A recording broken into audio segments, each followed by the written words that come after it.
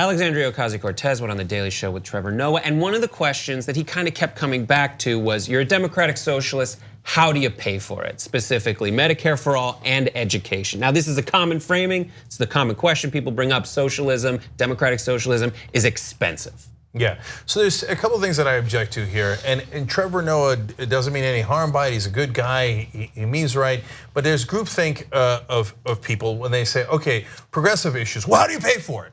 Well, okay, first of all, on Republican issues, giant tax cuts for the rich, your first question should be, how do you pay for it? That just created a $1.9 trillion deficit. But we don't get that. We get it only for things that help the average American. So, and then the reality is, Medicare for all saves money.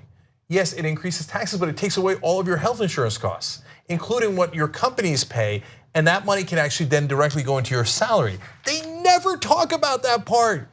So college for all, another thing that he asked about.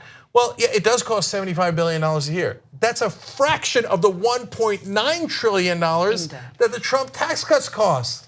So we have enough money and it's practical to give everything to the rich, but your kids want an education, they want equality of opportunity, the American dream. Is that practical? I know we don't have much time, but how does she handle it? I'm sure very well.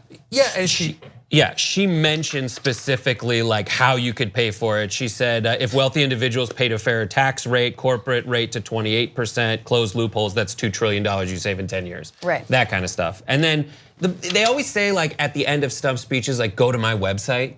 But like if you Google like how to pay for Medicare for all, the first thing is a white paper from Bernie Sanders' website that's just like this.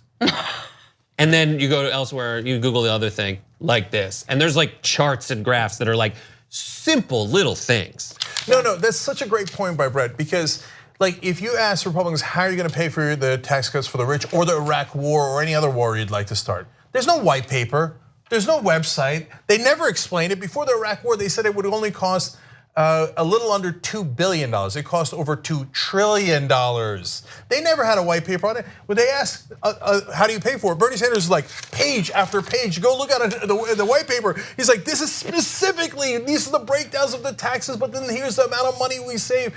So there's a great answer for how we pay for it. And it's such a double standard. And part of the reason I get animated by it, because it's people who mean well, but they still ask the question from a Republican framing. Yeah. So stop asking only progressives how they pay for things that will help the average American. Ask them how you pay for things that help only the rich. How do you afford it? And we can't. That's the reality of it. 2 easy ways to follow the Young Turks. One is hit the subscribe button down below, then you're a TYT subscriber. And second is ring the bell. And when you do that on YouTube, you're notified of our videos.